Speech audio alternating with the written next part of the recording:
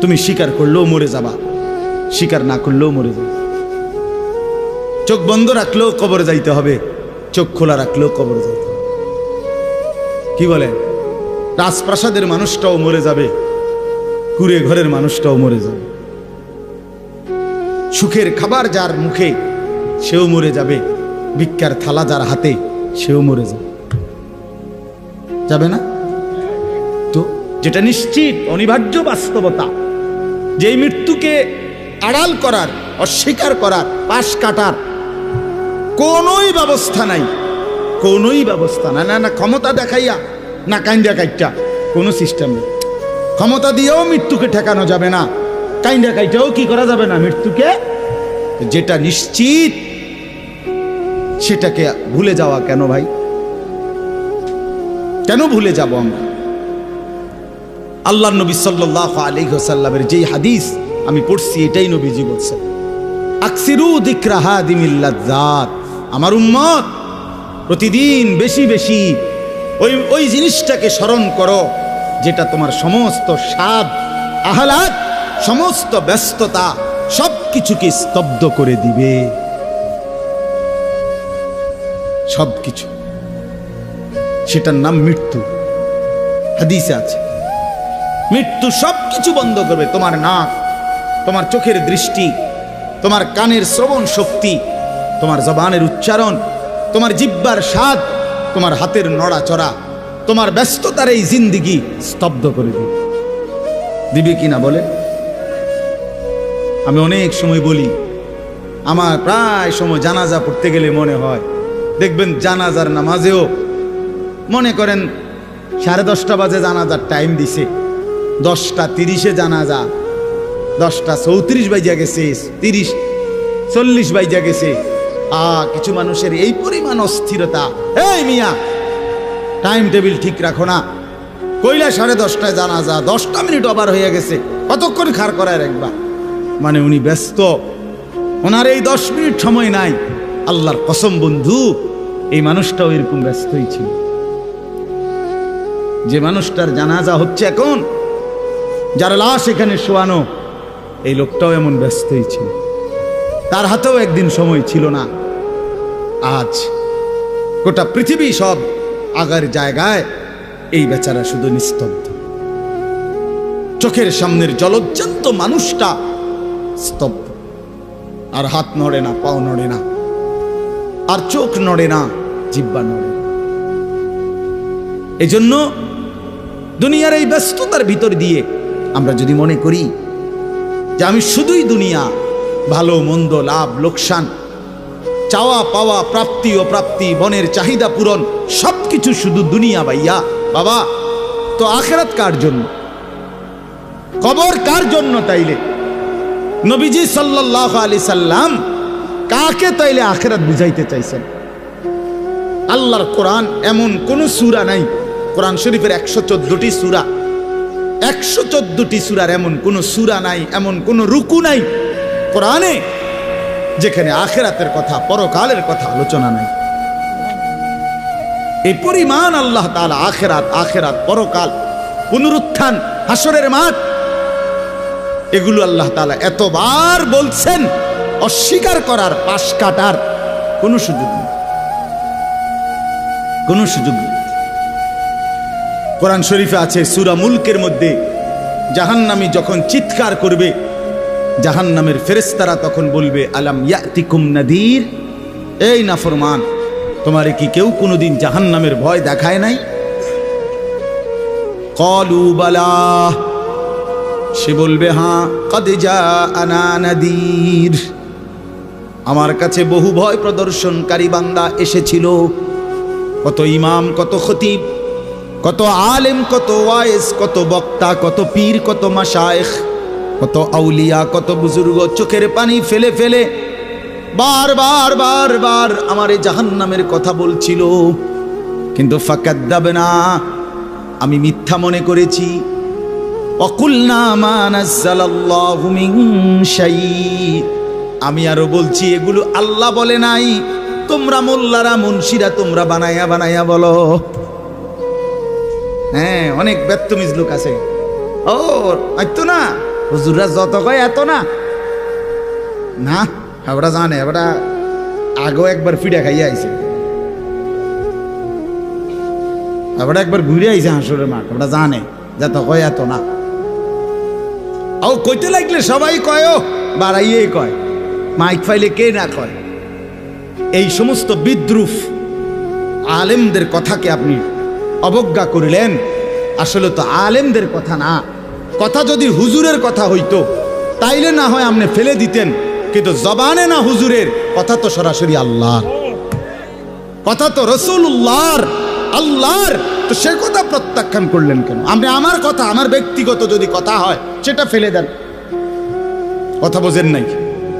কিন্তু উলামায়ে কেরাম আপনাদেরকে নসিহতের মাধ্যমে নিজের ব্যক্তিগত হুজুরদের কথা বলে না, কথা বলেন না কেন? কার কথা বলে? আল্লাহর কথা বলে, রাসূলুল্লাহ সাল্লাল্লাহু আলাইহি সাল্লামের কথা বলে, তো সেটা বাদ দিলেন কেন? সেটা বাদ দিবেন। আমার ব্যক্তিগত কথা তো আপনাদের ধরতে বলি নাই, আমার ব্যক্তিগত কথা বলি, আপনারা দেখি গ্রহণ করেন কিনা বলেন। মনে করেন আমি কুমিল্লা ক্যান্টনমেন্ট থাকি, ময়নামতি সাহেবের বাজার, আমার মাদ্রাসা বাসা ওইখানে। তা আমি কুমিল্লা ক্যান্টনমেন্টে একটা বড় টাওয়ার আছে, গুমতি টাওয়ার। এই গুমতি টাওয়ারের নিচে আন্ডারগ্রাউন্ডে মুদি দোকান এবং তরি তরকারির দোকান। আমি প্রত্যেক দিন ওইখানে তরি তরকারি এবং মুদি যত মাল, এই যে পেঁয়াজ রসুন আদা তেল এগুলো এবং মাছ তরকারি, এগুলো ওই গুমতি টাওয়ার থেকেই সবসময় কিনি। আপনারাও সবাই নিয়ত করেন ইনশাআল্লাহ এখন থেকে সবাই কুমিল্লা ক্যান্টনমেন্ট গুমতি টাওয়ার থেকেই তরকারি এবং চাল ডাল তেল কিনবেন, বলেন ইনশাআল্লাহ। কথা বলেন না তো, তা আপনি কি বলবেন? কি কি হুজুর আপনি পাগল হইলেন? আমি কিনতাম, আমার আমনের ক্যান্টনমেন্ট আমি কিনতাম যাবো, আমাকে দেশে কি মাছ তরকারির অভাব পড়ছে নি? ঠিক কিনা বলেন না কেন? তাহলে এইটা না আমার ব্যক্তিগত কথা, কথাটা আমার বুঝছেননি? এইটারে তো আপনারে মানতে কই নাই আমি তো বলি না আপনারে যে আপনি আমার লগে গিয়ে বাজার করেন।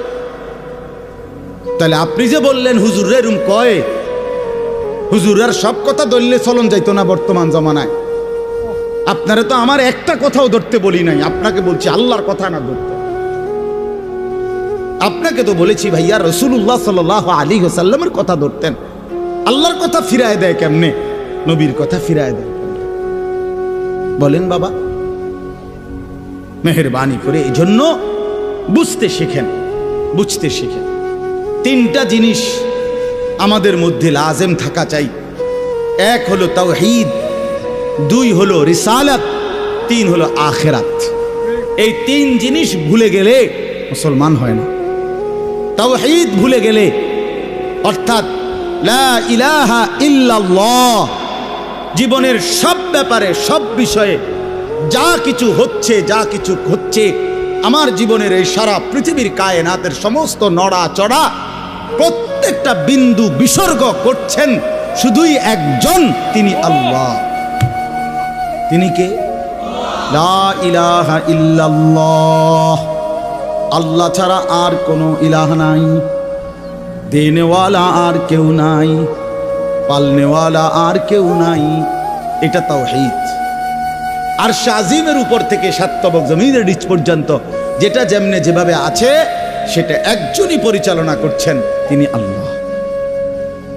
এ কথা যত দিলের মধ্যে বসাইতে হবে। দুই নাম্বার রিসালাত। রিসালাত মানে হলো মুহাম্মাদুর রাসূলুল্লাহ সাল্লাল্লাহু আলাইহি সাল্লাম, এই কথা গ্রহণ করা। এই কথা আবার গ্রহণ করার কি? এই কথা গ্রহণ করা হইল মুহাম্মদ আল্লাহর রাসূল, আল্লাহ আমার জন্য উনাকে পাঠাইছেন, অতএব আমার জীবনের হাসি কান্না আনন্দ বেদনা, রাত দিন, ঘর সংসার বাজার ব্যবসা, আয় রোজগার, স্ত্রী পুত্র পরিজন, কদম কদম বিন্দু বিন্দু নিঃশ্বাস নিঃশ্বাস আমি অনুসরণ করব একজনকে, তিনি মুহাম্মাদুর রাসূলুল্লাহ সাল্লাল্লাহু আলাইহি ওয়াসাল্লাম। এটারে বলে রিসালাত। এটাকেই বলে নবী সাল্লাল্লাহু আলাইহি সাল্লামকে চেনা, এটাকেই বলে নবী সাল্লাল্লাহু আলাইহি সাল্লামকে ভালোবাসা, এটাকেই বলে নবী সাল্লাল্লাহু আলাইহি সাল্লামকে অনুসরণ করা। আমার ভাইয়া, আল্লাহর দোয়াই আপনি আপনার জায়গাতেই থাকেন, আপনি আপনার তরিকাতেই থাকেন, আপনি আপনার পীরের কাছেই থাকেন, যে যেখানে আছেন থাকেন, কোনো অসুবিধা নাই। শুধু নিজেরে ধোকা দিয়েন না, ধোকা খাইয়েন না, কাউরে ধোকা দিয়েন না। আল্লাহ রসুল বলছে আল মুমিনু লা ইয়াখদাউ ওয়ালা ইউখদাউ। খেয়াল করে শুনেন এই কথাটা। মুমিন, নবীজি বলছে, কোন ইমানদার কাউকে ধোকা দেয় না। খোদার কসম নবী বলছে ইমানদার ধোকা খায়ও না। লা ইয়াখদাউ অর্থ সে ধোকা দেয় না, ওয়ালা ইউখদাউ অর্থ নিজেও ধোকা খায় না। অতএব রাসূলুল্লাহ সাল্লাল্লাহু আলাইহি সাল্লামের সাথে সম্পর্ক, ভালোবাসা, মহব্বতের সবটা 100 অনুসরণের মাধ্যমে, অনুসরণের মাধ্যমে, অনুসরণের মাধ্যমে। চেহারায় যার দাড়ি নাই সে রসুলকে ভালোবাসে না, ঘরে যার স্ত্রী বেপর্দা সে রসুলকে ভালোবাসে না, উপার্জনের মধ্যে যার হালাল নাই সে রসুলকে ভালোবাসে না, জীবনে যার সুন্নত তরিকার অনুসরণ নাই সে আল্লাহর রসুলকে কশ্চিন কালেও ভালোবাসে না। ভালোবাসে বললে এটা ভালোবাসার নামে ধোঁকা, মিথ্যাবাদিতা ছাড়া আর কিচ্ছু না। হ্যাঁ, হাসরের ময়দানে মার খাইয়েন না, ধরা খাইয়েন না। কথা বুঝছেন না? এখানে গাছ জোর দেখাইয়া হয়তো আমনে চিৎকার দিয়া, হুঙ্কার দিয়া, এই কইয়া সেই কইয়া, খাইয়া দাইয়া, বিরানিয়ে খিচুড়িয়ে মিল্লা পার হইয়া গেলেন আর কি। কিন্তু কবর আখেরাত এত সোজা না। আখেরাত হাসরের মাঠ মামুর বাড়ি না, হাসরের মাঠ নানার বাড়ি না, আমনের সাসার শ্বশুর বাড়ি না। হাসরের মাঠ সেই মাঠ ১৬ লক্ষ আম্বিয়া, আদম থেকে মুহাম্মদ সাল্লাল্লাহু আলাইহি সাল্লাম পর্যন্ত সমস্ত নবী রাসূল যে মাঠের ভয়ে আল্লাহর কাছে দিবানিশি কাঁদছেন, সেই মাঠের নাম হাসরের মাঠ।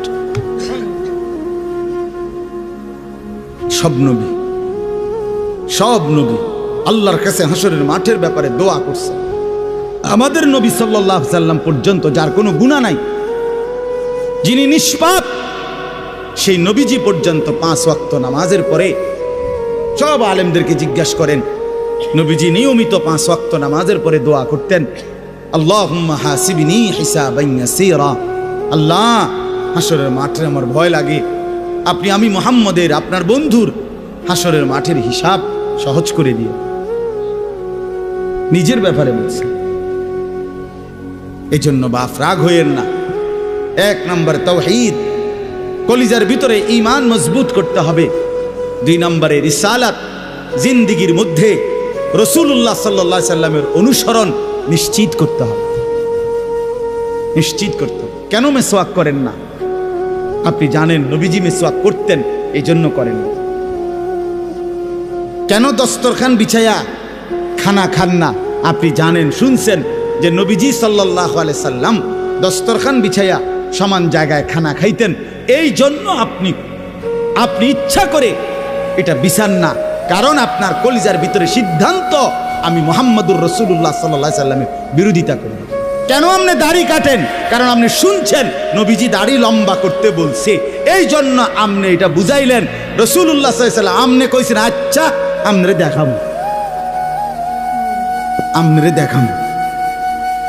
আপনি জানেন, হ্যাঁ, আপনার বাম পাও দিয়া ঢুকতে বাথরুমে, টয়লেটে মনে থাকে না। কেন মনে থাকে না?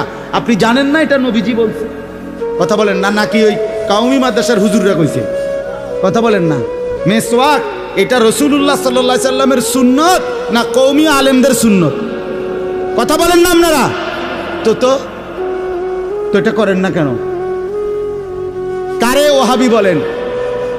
কারে গালি দেন? কেন গালি দেন? কি বুঝে গালি দিলেন? কেন বললেন? বলেন, কি অপরাধের কারণে আমি রাসূলের দুশমন হব? কেন? আমি মিসওয়াক করি এই অপরাধের কারণে না? কথা বলেন না কেন? আমি দাড়ি রাখছি দেখে এই অপরাধের কারণে? কোন আমার স্ত্রী পর্দানশীল, আমার মেয়ে পর্দা করে, আমার ঘরে টেলিভিশন নাই, আমার রোজগারের মধ্যে আমি হারাম করার চেষ্টা করি না, তো সব ক্ষেত্রে রাসূলুল্লাহ সাল্লাল্লাহু আলাইহি সাল্লামের সুন্নাতের উপরে চলার চেষ্টা করলাম, তা আমি রাসূলের দুশমন কেন হলাম? আমি বুঝাইলাম, আমি বলতে মানে আপনি যে কোনো একজন আলেমে দ্বীনকে আপনি কেন নবীর দুশমন বলবেন? এত বড় জুলুম কেন করেন? এত বড় কেন জুলুম করেন বাবা? চা দোকানে বসে একজন আলেমের বদনাম করলেন, আপনি আন্দাজ করলেন একজন আলেমের ইলমের কদর কত? আমরা কিতাবে স্পষ্ট পড়ছি সারা পৃথিবীর ইমানদারের সমস্ত বন্দিগি আর আল্লাহর রাস্তায় জেহাদ, এই দুইটার পার্থক্য কদ্দুর। সারা পৃথিবীর ইমানদারের সমস্ত ইবাদাত একটি সমুদ্রের মধ্যে যদি কেউ আঙ্গুল দেয়, আঙ্গুল চুবায়, তো আঙ্গুলের অগ্রভাগে পানি লাগবে যে দূর, এতে করে সমুদ্রের ঢেউ তো বন্ধ হয়ে যাবে, ঠিক না? নৌকা চলা বন্ধ হয়ে যাবে না? সমুদ্র টের পাবে কিছু? কিতাবে স্পষ্ট আছে, একজন ইমানদারের সমস্ত মুমিনের সব ইবাদত একত্র করিলে এইটার মর্যাদা হলো আঙ্গুলের অগ্রভাগের পানি।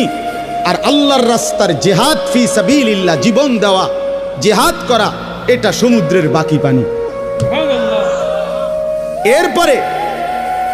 এরপরে লিখছে যে সমস্ত ইবাদত এবং আল্লাহর রাস্তার যুদ্ধ, এইটাও এবার একসাথ করেন।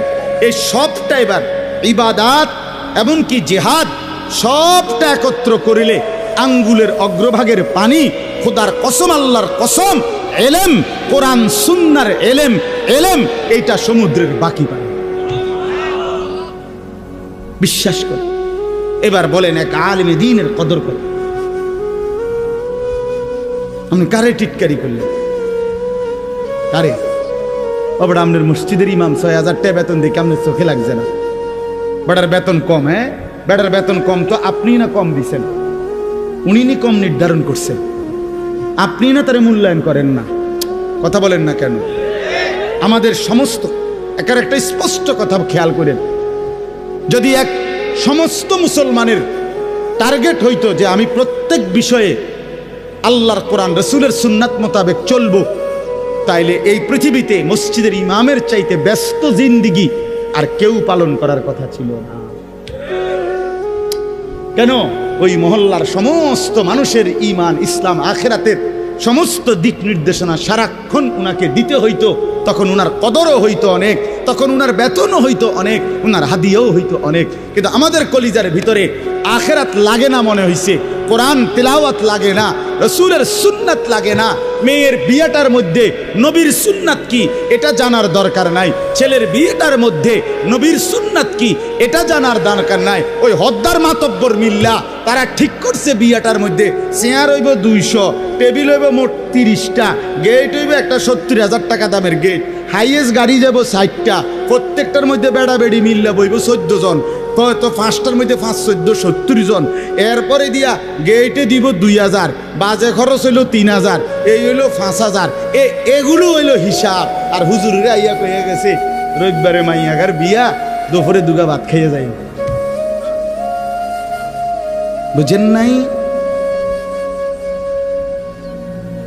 কিন্তু যদি সে জানতো যে রাসূলুল্লাহ সাল্লাল্লাহু আলাইহি সাল্লামের ৪টা মেয়ে নবী বিয়ে দিছেন, আমি সেভাবে রাসূলের মেয়ে যেভাবে বিয়ে দিছেন আমি আমার কন্যাকে সেভাবে বিয়ে দেব, তাইলে তো ইমাম সাহেবের কাছেই উনি আগে আসতো, ঠিক কিনা বল? আলেমের কাছেই আগে আসতো। কিন্তু ওই যে ওনার তো এটা দরকার নেই। কি আপনার বাড়িতে ৩ দিন ধরে ডেক সেট বাজে? হ্যাঁ হুজুর, আসলে কিতা করবো, শরম দিয়ে না, ফুলাইনে আউশ করছে, ফুলাইনে শখ করছে। হায় রে আল্লাহ, হায় মুসলমান, এইভাবে রাসূলুল্লাহ সাল্লাল্লাহু আলাইহি সাল্লামের হুকুমকে, সুন্নাতকে গলা টিপে হত্যা করলেন। নবীজি নিজে বলছে না, আপনারা কতবার শুনছেন, নবীজি বলছে বিয়ে আমি রাসূলের সুন্নাত, বলছি কি না বলেন? আবার বলেন, বলছি কি না? তাহলে যার সুন্নাত তার মতো হইতে হবে না? তো রাসূলুল্লাহ সাল্লাল্লাহু আলাইহি সাল্লামের সুন্নাত বিয়ে, তো বিয়ে নবীজি সাল্লাল্লাহু আলাইহি সাল্লাম বিয়ের মধ্যে গায়ে হলুদ, ডেক সেট, এই লম্বা গেট আর গাড়ির মধ্যে ফুল, এই সব। আমি অনেক সময় অনেকেরই জিজ্ঞাসা করছি যে ভাই বিয়ে কার, বিয়ে কার? কইছে ওনার। আমি কই এই ফুল দিয়ে লাগাইছেন গাড়ি, বিয়ে তো প্রাইভেট কারে করানো উচিত। বেকুব যদি পুরা তার সিরা হয়, এই মাতাল হওয়ার কারণে একমাত্র তার সিরা দেখা প্রাইভেট কারের মধ্যে কি লাগাইছে। কিরে বেটা, বিয়ে হইলো এতের, ফুল লাগাইলো কোথায়? প্রাইভেট কারে। পাগল কারে কয়? এই পাগলের বাতরান দেখে। বলেন আপনারা, চাচা আপনারা বলেন, এটা বিবেক নি কথা। কি বিয়ে করে এতে ফুল লাগায় প্রাইভেট কারের? বলদ নিয়ম নেই, এর থেকে বড় বলদ আর কি। আস্তাগফিরুল্লাহ, কি পরিমাণ বোকা আমরা। 10,000 টাকা কোথায় লাগাইলেন? 10,000 টাকা এই ফুলগুলো লাগাইতে গিয়ে 5,000 টাকা, 7,000 টাকা, 10,000 টাকা কোথায় দিলেন?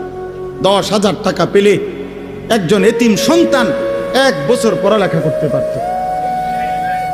10,000 টাকা পেলে একজন বিধবা নারী হয়তো তার 2 মাসের চাল ডাল কিনতে পারত। আর আপনি বিয়ের গাড়িটা সাজায় নিয়ে গেলেন,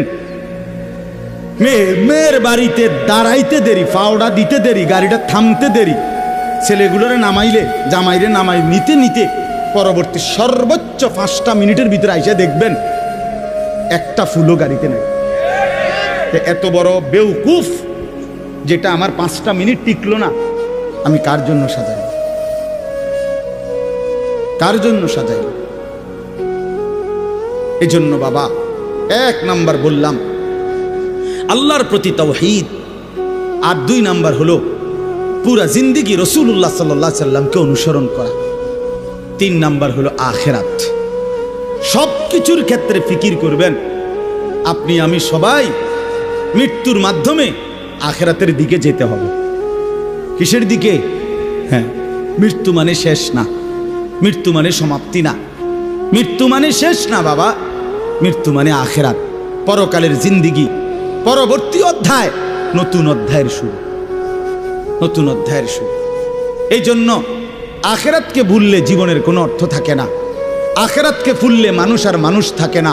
বিশ্বাস করেন, পরকালের অনুভূতি যার নাই, কবরের অনুভূতি যার নাই, হাসরের ময়দানের বিবেক যার নাই, আল্লাহর কসম ওই ব্যক্তির জীবনের কোনো নিয়ন্ত্রণ নাই। সে যা ইচ্ছা তাই করে, জন্তু জানোয়ার যা করে। সমস্ত মানুষ যারা অপরাধ থেকে বেঁচে থাকে এবং পুণ্যকর্ম উত্তম কাজে লেগে থাকে, তার একটা মূল ফিকির তার কলিজার ভিতরে এটা আছে, আমি গুনাহ থেকে বাঁচতে হবে, আমি নেক কাজ করতে হবে। কেন? আমাকে আখিরাতে যেতে হবে। কথা বলেন না কেন? যে গুনাহ থেকে বাঁচে, কেন বাঁচে? আখিরাত আছে। যে নেক কাজ করে, কেন করে? আখিরাত, আখিরাত আছে, আখিরাত আছে। এই জন্য এই 3 জিনিস শেখা দরকার, কলিজার মধ্যে আনা দরকার। তাওহীদ, রিসালাত, আখিরাত। বলেন কি? তাওহীদ মানে লা ইলাহা ইল্লাল্লাহ, বলেন। রিসালাত মানে মুহাম্মাদুর রাসূলুল্লাহ, আর আখিরাত মানে পরকাল। এখন আসেন শেষ অংশে। আখিরাতের এই পুরা আখিরাতের পরকালের জিন্দেগিটার উদ্বোধন, শুরু মৃত্যু। মৃত্যুর মাধ্যমেই শুরু হয়। এই আমি শুধু যে আয়াতটুকু পড়ছি আপনাদেরকে শুধু তর্জমা শুনাই। আল্লাহ তাআলা বলেন, দুনিয়ার জীবনে, এই অল্প একটু, আর দুনিয়ার জীবনে যেই মানুষটা আল্লাহর নাফরমানি, অবাধ্যতা, রাসূলের বিরোধিতা, কোরআন সুন্নাহর বিরোধিতা, আল্লাহর হুকুমের বিরোধিতা করে কাফের, মুশরিক, বেঈমান, নাফরমান, পাপী হয়ে জিন্দেগিটা কাটাইছে, আল্লাহ তাআলা বলেন তার আখিরাত যে কঠিন হবে এটার প্রথম প্রমাণ হলো তার মৃত্যুর মুখে গিয়া আজরাইল, মালাকুল মউত যখন আসবে, আল্লাহর কসম আল্লাহ বলেন তার মৃত্যুর যন্ত্রণাটা হবে অত্যন্ত ভয়ানক। এটা দিয়েই শুরু হবে। সে মালাকুল মউত আজরাইলকে দেখেই আর তার রুহু কবচ দেখেই সে বুঝে ফেলবে তার পরবর্তী স্টেজ বড় বিপজ্জনক, তার সামনের জিন্দেগি বড় বিপজ্জনক।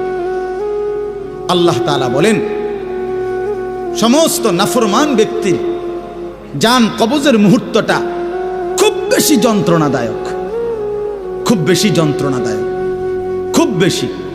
এই যন্ত্রণার সিস্টেম হইল, নবীজি বলছেন প্রত্যেক নাফরমান পাপী, হাদিসের মধ্যে আছে নেককার ব্যক্তি, ফেরেশতা আজরাইল অত্যন্ত সুন্দর আকৃতিতে নেককার ব্যক্তির কাছে আইসা তার রুহু কবজের সময় বলবে, হে পবিত্র আত্মা, আল্লাহর সন্তুষ্টি নিয়ে তুমি বের হয়ে আসো।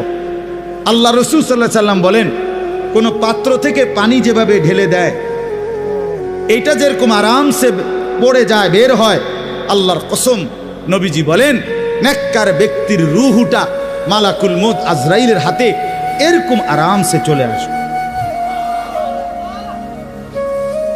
আর আল্লাহর নবী সাল্লাল্লাহু আলাইহি সাল্লাম বলেন কোন নাফরমান পাপী এক নম্বরে তার মৃত্যুর সময় প্রথম হলো ফেরেশতা মালাকুল মউত আজরাইল অত্যন্ত নিকৃষ্ট বিভৎস কুৎসিত চেহারা নিয়ে তার সামনে দাঁড়াবে। আমার কাছে আরবি কিতাব আছে, ইমাম কুরতুবির কিতাব আত-তাযকিরা, এই কিতাবের মধ্যে আছে ইব্রাহিম আলাইহিস সালাম একবার আজরাইলকে বলছিল, আজরাইল কোন নাফরমান পাপী ব্যক্তির যে সময় জান কবজ করো তখন তুমি যেই চেহারা নিয়ে তার সামনে দাঁড়াও ওইটা আমার একটু দেখাও। কিতাবে আছে আজরাইল বলছে ইব্রাহিম আলাইহিস সালামকে যে আল্লাহর কসম আপনি সহ্য করতে পারতেন না। ইব্রাহিম আলাইহিস সালাম বলেন না তুমি আমারে দেখাও, আমি দেখুমই। তো আজরাইল ওই আকৃতিটা ধারণ করছে। কোন পাপীর রুহু কবজের সময় উনি যেই চেহারা ধরে অত্যন্ত নিকৃষ্ট কুৎসিত চেহারা। তো কিতাবে স্পষ্ট আছে, ইমাম কুরতুবী বলেন ইব্রাহিম আলাইহিস সালাম চিৎকার দিয়া বেহুশ হয়ে গেছে। লম্বা সময় পরে হুঁশ আসার পরে উনি চোখের পানি ফেলে আল্লাহকে বলছে, আল্লাহ তোমার কোন নাফরমান বান্দা পরবর্তীতে কবরের আযাব, হাসরের আযাব, জাহান্নামের আযাব আর কিছুই লাগবে না, শুধু কেবল আজরাইলের এই বিভৎস চেহারার যদি একবার দেখে তার ৬০ বছরের নাফরমানির শাস্তির জন্য এটাই যথেষ্ট, এটাই যথেষ্ট। আল্লাহর নবী সাল্লাল্লাহু আলাইহি সাল্লাম বলছেন, কোরআনে আল্লাহ বলছেন এই মালাকুল মউত আজরাইল যখন কোন পাপী নাফরমানের জান কবজ করতে আসবে তে প্রথম এই কলিজাটার ভেতর থেকে যে রূহ আছে, এই কলজার ভিতরে কলবের ভিতরে যে রূহ, এই রূহটা ধরে টান মারবে যখন, একটা টানে কলিজাটা ছিঁড়া, রূহটা ছিঁড়া এই কণ্ঠনালী পর্যন্ত চলে আসবে। কাল্লা ইযা বালাগাতিত তারাকিয়া, কাল্লা ইযা বালাগাতিত তারাকিয়া। আর কিছুই না বান্দা, শোনো, যখন নাফরমান তোমার জান কবজের সময় রূহটা চলে আসবে কণ্ঠনালীতে, এবার রূহটা বের হতে চাইবে না, বের হতে চাইবে না, নাফরমান ছটফট করবে। আর ফেরেশতা আজরাইল, ফেরেশতা ছিঁড়া বিরা কোন জিনিসকে, কোন ধারালো লোহা, শিক, এটা যদি আগুনের মধ্যে, আপনার আগুনে পোড়ানো জিনিসের মধ্যে টান দেয় তাইলে যেরকম ছিঁড়া বিরা আসে, আল্লাহর কসম আল্লাহ রাসূল বলছে আজরাইল যখন রূহ ধরে আবার টান মারবে তো সমস্ত শরীর ছিন্ন ভিন্ন করে এই রূহ বের করে আনবে। ওয়াকিলা মান রাক, আল্লাহ বলে আশপাশের মানুষগুলো তখন বলবে ওই লোকের ছটফটানি দেখা, হায় তাকে বাঁচাবার জন্য কোনো ওঝা ডাকো, বৈদ্য ডাকো, ডাক্তার ডাকো, কবিরাজ ডাকো, কে আছো তাকে চিকিৎসা করবে, ডাকো না, আনো না, অত ভীষণ ছটফট করছে। আল্লাহ বলেন যান্না আন্নাহুল ফিরাক, কিন্তু ওই নাফরমান বুঝে ফেলবে আজ আর তাকে কেউ ফিরাইতে পারবে না, তাকে দুনিয়া থেকে বিচ্ছিন্ন হতেই হবে, তাকে চলে যেতেই হবে। বন্ধু আমার, বাপ আমার, একটা জরুরি কথা আপনারা বয়স্ক লোকেদেরকে বলি। রাসূলুল্লাহ সাল্লাল্লাহু আলাইহি সাল্লাম বলেছেন, আমার এই কথাটা খেয়াল করেন, নবীজি বলছেন ইন্নাল্লাহা ইয়াকবালু তাওবাতাল আবদ মা লাম ইউগারগির। বান্দা যখন আজরাইলকে দেখে তখন তার রুহে, তার শরীরের মধ্যে আরে গড়গড়া শুরু হয়, মৃত্যুর গড়গড়া শুরু হয়। আল্লাহ রাসূল বলছেন তখন আর আল্লাহ তাআলা কারো কোনো তওবা কবুল করে, তওবা কবুল করে। ওয়ালাইসাতিত তাওবাতু লিল্লাযিনা ইয়ামালুনা আস-সাইয়্যাত হাত্তা ইযা জাআ আহাদাহুমুল মাউত ক্বালা ইন্নী তুবতুল আন। আল্লাহ বলেন যে মৃত্যু পর্যন্ত নাফরমানি করে গেছে, যখন মৃত্যুর মুখে আজরাইল আসছে এখন বলতেছে আল্লাহ আমি তওবা করলাম। আল্লাহ বলেন ওয়ালাইসাতিত তাওবা, এমন তওবা আমি আল্লাহ গ্রহণ করব না। আমরা অনেক সময় 90 বছরের বুড়া, 70 বছরের বুড়া মিয়া একদম লম্বা হইয়া সোজা হইয়া গেছে, দম টাইনতে আছে লম্বা কইরা, এই সময়ে গিয়া 200 টাকা হাদিয়া দিয়া হুজুর আনছে, হুজুর তোবাটা ফরাইয়া দেন, আব্বারে ব্যস্তটা বুঝ করে দেন, ধরেন এই 200 টাকা। কি তওবা করাবে হুজুর? হুজুর এখন ওনার কোনো এহসাস অনুভূতি আছে? কথা বলেন না কেন? উনি জানে কিছু কি বলতেছে, কি তওবা করাইলেন? কিসের তওবা? কিসের তওবা এটা? কিসের তওবা? গুনাহ করলেন আপনি, আপনারে ফরামু বুঝি আমি? হ্যাঁ, আপনার গুনাহ আপনি না জানেন। এই জন্য আল্লাহ কোরআনে বলছেন, ওয়াল্লাযীনা ইযা ফাআলু ফাহিশাতান আও যালামু আনফুসাহুম যাকারুল্লাহ। আল্লাহ বলে, বান্দা শোনো, জীবনভর যদি গুনাহ করো, নাফরমানি করো, জুলুম করো, নাফরমানি করো, কিন্তু আমার যেই বান্দা গুনাহ করবে অথবা নাফরমানি, অশ্লীলতা, বেহায়াপনা করে, আল্লাহ বলেন যদি সাথে সাথে আমি আল্লাহকে মনে করে, অতঃপর ফাস্তাগফারু লিযুনুবিহিম, আমি আল্লাহর কাছে নিজের গুনাহের জন্য মাফ চায়, ওমান ইয়াগফিরুয যুনুবা ইল্লাল্লাহ, বুঝে শুনে দিল থেকে বলে আল্লাহ আপনি মাফ না করলে মাফ করবে কে? ওয়ালাম ইউসিররু আলা মা ফাআলু ওয়া হুম ইয়ালামুন, আর আল্লাহকে বলে আল্লাহ এই গুনাহ আমি ছেড়ে দিলাম, ওয়া হুম ইয়ালামুন, জেনে বুঝে এমন নাফরমানি আর করব না, মাফ করে দেন। খোদার কসম আল্লাহ বলেন, বুঝে শুনে আমার বান্দা যদি গুনাহ ছেড়ে দিয়ে আর করবে না, ওয়াদা দিয়ে আমি আল্লাহর কাছে চোখের পানি ফেলে মাফ চায়, এবার গুনাহ যদি আসমান পরিমাণও হয়, আমি আল্লাহ ওয়াদা করলাম বিনিময়ে পুরা মাগফিরাত দিয়ে দেব। উলাইকা জাযাউহুম মাগফিরাতুম মির রাব্বিহিম, পুরা মাফ। যে শর্ত হইল বান্দা আর করবা না, ওয়াদা দিতে হবে, গুনাহগুলো ছেড়ে দিতে হবে। আমনের কলজার ভিতরে হইল আমনে কোনো সুদের টিয়া ছাড়তেন না, আমনে কোনো বিড়িখানা ছাড়তেন না, আমনে কোনো সাদওয়ানের টেলিভিশন সাউন্ড বন্ধ করতেন না, আমনে হুজুরের লগে যে ডোলেন আস্তাগফিরুল্লাহ রাব্বি, আমনে কীর্তন লরেন, আমনের পকেটে দে বিড়ি, আমনের লেগে দে সাদওয়ানে টেলিভিশন লইয়া বইয়া রয়েছে দোকানদার, আমনে লরেন কীর্তেন, কি এর তওবা করেন কার কাছে?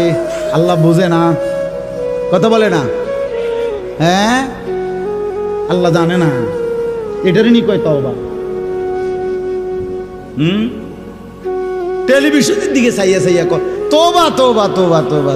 আহারে কিতা রে বাবা রে, দেশটার মধ্যে কি শুরু হইল? আপনি যেটি চাইতে আছেন এটি শুরু হয়েছে। আস্তাগফিরুল্লাহ, আস্তাগফির। এজন্য বাবা জওয়ান হন, বৃদ্ধ হন, গুনাহ ছাড়তে হবে এখন। কখন বলেন? ওই বাবা বলেন না কখন? এখন এখন এখন, আজ। গুনাহ করলেন যখন, ছাড়বেন তখন। দিল, দিমাগ, আকল, হুঁশ আছে যখন, এটা মনে রাখে। আল্লাহ তাআলা বলেন, ওয়াযান্না আন্নাহুল ফিরাক, আশপাশের লোকজন তো ডাক্তার কবিরাজ লইয়া ডাকাডাকি করছে, কিন্তু সে বুঝে ফেলছে তাকে দুনিয়া থেকে আলাদা হবে, আর থাকতে পারবে না।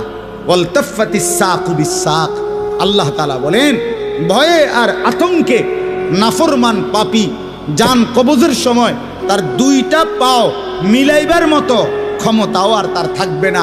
পায়ের দুইটা গোসা, গোড়ালি, এইটা পর্যন্ত কুদুর লাগানো অথবা সরানো এই ক্ষমতাটা থাকবে না। এতটা ভয়ে আতঙ্কে পাও নিয়ে পড়ে থাকবে যে পায়ের গোসা, গোড়ালিটা পর্যন্ত নাড়াইতে পারবে। ইলা রব্বিকা ইয়াউমা ইদিনিল মাসাক, আর এই অবস্থাতেই তাকে আল্লাহ তাআলার কাছে পৌঁছতে হবে। কার কাছে বলেন না? এবার দেখেন এই কথাটা ছেলেরা তোমরা শোনো, শুনো, চাচারাও শোনেন, নওজোয়ান তোমরাও শোনো। 4টা আয়াতে কোরআনুল কারীমে আল্লাহ বলছেন, মোট 4 জায়গায়, যে আল্লাহ বলছেন মৃত্যুর যন্ত্রণা নাফরমানের অত্যন্ত কঠিন। এই জান কবজের সময় একেবারে সব ছিঁড়ে লাবে। তো এইটা আল্লাহ বলছেন মৃত্যুর যন্ত্রণা সবচেয়ে বেশি কঠিন, যে মৃত্যুর রুহু কবজের এটা কার হবে, কার জান কবজের সময় যন্ত্রণা হবে কঠিন। আল্লাহ বলছেন ফালা সাদ্দাকা ওয়ালা ইলা রব্বিকা ইয়াউমা ইদিনিল মাসাক ফালা সাদ্দাকা ওয়ালা সাল্লা।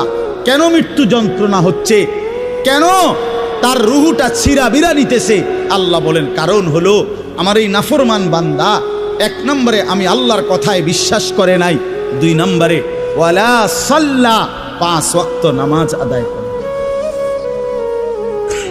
এই জন্য আমি আল্লাহর কসম দিয়ে হাত জোড় করে বলি, ভাইয়া আমার, বন্ধু আমার, ছেলেরা আমার, তোমরা যারা নামাজ পড়ো না, আল্লাহর কসম কবর, হাসর, আখিরাত, মিজান তো কষ্ট হবেই, মৃত্যুর মুখে তোমাদের রুহু কবজের সময়ও ভীষণ কষ্ট হবে, কষ্ট পাইবা, খুব বেশি দিন না। ফালা সাদ্দাকা ওয়ালা সাল্লা ওয়ালাকিন কাযাবা ওয়া তাওয়াল্লা। আল্লাহ বলেন বরং সে আমার কথা মিথ্যা মনে করেছে, আর আমি আল্লাহর হুকুম থেকে মুখ ফিরাই নিছি। আমি ডাকি এদিকে, সে যায় ওইদিকে। আজান হয় মসজিদে, নাফরমান যায় বাজারে। মসজিদে জামাত চলে, নাফরমান চা দোকানে বসে বসে গপ মারে। হ্যাঁ, ওয়ালাকিন কাযাবা ওয়া তাওয়াল্লা। এরপরে আরো সাংঘাতিক কথা বলছে আল্লাহ, সুম্মা যাহাবা ইলা আহলিহি ইয়াতামাত্তা। আল্লাহ বলেন আমারে তো বিশ্বাস করে নাই, নামাজ পড়ে নাই, আমি আল্লাহর হুকুম থেকে মুখ ফিরায় নিছে, অথচ বউ বাচ্চা সংসারের মধ্যে গর্ব আর অহংকারের মধ্যে চলাফেরা করছে। অর্থাৎ এই যে নামাজ পড়ে নাই, হালাল খায় নাই, এইটা নিয়ে একটু লজ্জিত বিব্রত অনুভূতিটুকুও নাই, বরং বউ বাচ্চার মাঝে ফুর্তি করছে। বাবা বাবা, বুঝেন নাই? টাকা আনছে সুদের, কিন্তু কথাবার্তার স্টাইলে বোঝা যায় এটা যে গুনাহ, পাপ, ওনার বিবেকের মধ্যে ওইটা না। রোজগারটা যে হারাম, টাকাটা যে ওজনে কম দেওয়া টাকা, টাকাটা যে কিস্তির টাকা, টাকাটা যে সুদের টাকা, টাকাটা যে অবৈধ রোজগার, এটা যে অন্যায়, এইটাও তার বিবেকে নাই। বউ বাচ্চা নিয়ে এভাবে ফুর্তি আনন্দে আছে, মনে হয় যেন পাপগুলোকে তার আর পাপই মনে হয় না, অপরাধগুলোকে আর অপরাধী মনে হয় না। এইবার আল্লাহ শেষ বললাম, আল্লাহ বলে এমন নাফরমান বন্দার জন্য আউলা আলাকা ফা আউলা, হে বান্দা তোমার জন্য দুর্ভোগ, তোমার জন্য দুর্ভোগ, সুম্মা আউলা আলাকা ফা আউলা। আবারও বলছি, আল্লাহ বলে তোমার জন্য দুর্ভোগ, তোমার জন্য দুর্ভোগ, 4 বার বলছেন, 4 বার। তোমার জন্য লাঞ্ছনা, তোমার জন্য লাঞ্ছনা, তোমার জন্য লাঞ্ছনা, তোমার জন্য লাঞ্ছনা। কয়বার? তোমার জন্য কষ্ট, কষ্ট, কষ্ট, কষ্ট, তোমার জন্য দুর্ভোগ, দুর্ভোগ, দুর্ভোগ, দুর্ভোগ। এই 4 বার বললেন কেন? তাফসীরের মধ্যে লিখছে, একবার জান কবজের সময় দুর্ভোগ, 2 নম্বরে কবরে দুর্ভোগ, 3 নম্বরে হাসরের ময়দানে দুর্ভোগ, 4 নম্বরে জাহান্নামে দুর্ভোগ। কয়টা হইল? জান কবজের সময় কষ্ট পাইবা, কবরে কষ্ট পাইবা, হাসরের ময়দানে কষ্ট পাইবা, জাহান্নামে কষ্ট। কয়খানে? আয়াহসাবুল ইনসানু আন ইউতরাকা সুদান। আল্লাহ বলছে মানুষ তুমি কি ভেবেছো আমি তোমারে এমনি এমনি ছেড়ে দেব? হ্যাঁ, কি ভাবছো বান্দা? কবরের প্রথম মিনিট, প্রথম সেকেন্ডে যখন প্রশ্নের জবাব দিতে পারবা না, আল্লাহ তখনই বলে ফেলবে বান্দা, ফেরেশতারা আমার নাফরমান বান্দার জন্য জাহান্নামের বিছানা বিছিয়ে দাও, জাহান্নামের পোশাক পরিয়ে দাও।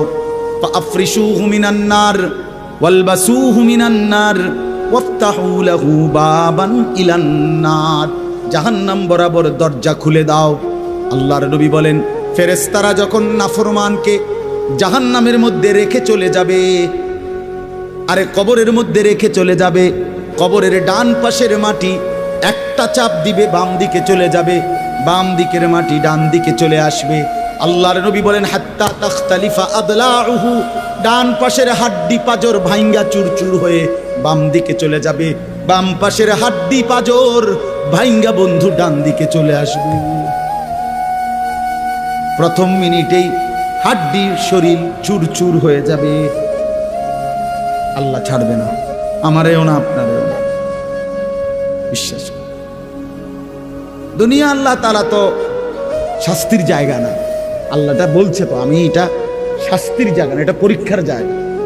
কথা বোঝেন নাই? দুনিয়া কিসের জায়গা? এই জন্য ছাড় দেই না। আমি যদি ডেইলির ফিডে ফিরতাম তো তুমি তো মাথা টিকতা না।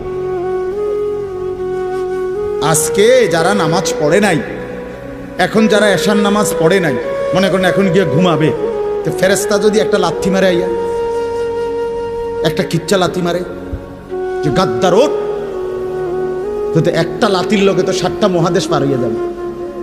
যদি একটা টানা চটকনা দেয় ঘাটটা বাড়াইয়া, কি হবে তখন? এজন্য আল্লাহ কোরআনে বলছে, আমি যদি বান্দা নগদ শাস্তি দেই তাহলে তো ঘাড় সোজা কইরা একজনও চলতে পারবে না। আমি তো জমিনটাকে, পৃথিবীতে আমি আল্লাহ শাস্তির জন্য না, এটা বিচারের জায়গা না, এটা আমলের জায়গা, বিচারের জায়গা আলাদা। মালিকি ইয়াউমিদ্দিন। চলেন, রাত গভীরে, অনেক রাত হইছে, আমরা আপনাদের কাছে বলার চেষ্টা করলাম, নিজেরা ধাক্কাধাক্কি না করেন, বুঝতে শিখেন। এ হুজুররা কয় তো ভালোই, আসলে কথাটি ভালো বলছে, আমরা লাগিয়াই কইছে, কিন্তু পারি না। হ্যাঁ, আহা পারি তো না। বাবারা, চাচারা, এই সমস্ত ফাজিলি কথা বলিয়েন না, এই সমস্ত মস্কারি কথা বললেন না যে পারি না। পারবেন না কেন? আপনি পারবেন না কেন? পারবেন না। আপনি এই 60 বছরে কি কম কিছু পারছেন? আপনি 60 বছরে হুদা চিড়া খাইছেন? পারবেন না কেন? অবশ্যই পারবেন।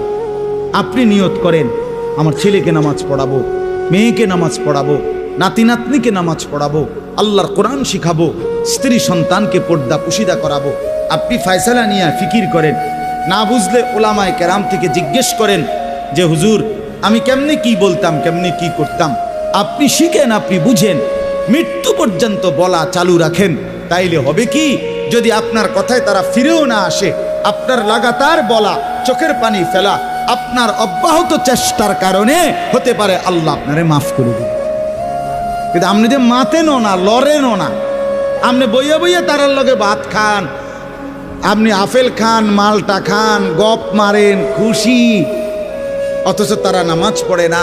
এইটা কি ধরনের জিন্দেগি? আল্লাহ আমাদেরকে বুঝার তৌফিক দান করেন।